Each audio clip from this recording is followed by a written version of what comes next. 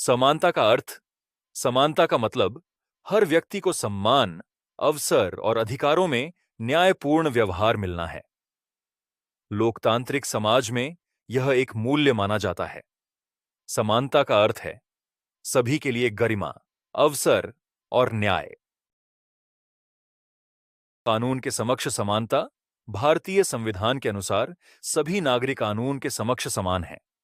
कानून सब पर समान रूप से लागू होता है और विशेषाधिकार के आधार पर न्याय नहीं बदलना चाहिए। राज्य का कर्तव्य है कि कमजोर वर्गों की रक्षा करे। सामाजिक असमानता तब दिखाई देती है जब कुछ समूहों को शिक्षा, स्वास्थ्य, रोजगार या संसाधनों तक कम पहुंच मिलती है।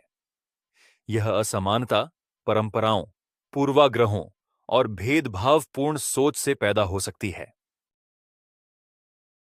आर्थिक समानता का अर्थ है कि हर व्यक्ति को सम्मानजनक जीवन के लिए आवश्यक संसाधन, अवसर और सुरक्षा उपलब्ध हों। जब आर्थिक विषमता बहुत अधिक होती है, तब समाज में असंतोष और अन्याय बढ़ सकता है। शिक्षा और समान अवसर।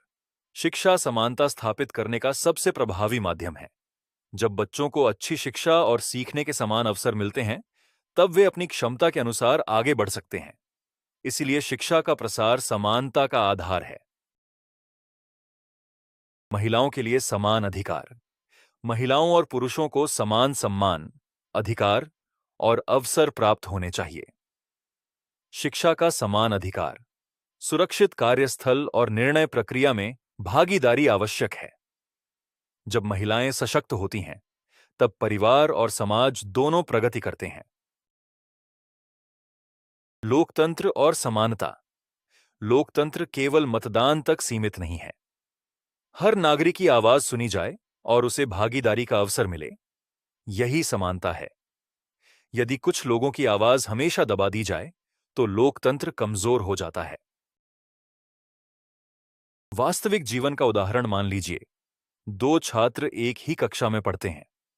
एक छात्र के पास किताबें, इंटरनेट और शांत वातावरण है, जबकि दूसरे छात्र के पास यह सुविधाएं नहीं हैं। समानता का सही अर्थ यह है कि दूसरे छात्र को भी वह सहायता दी जाए जिससे वह बराबरी से सीख सके।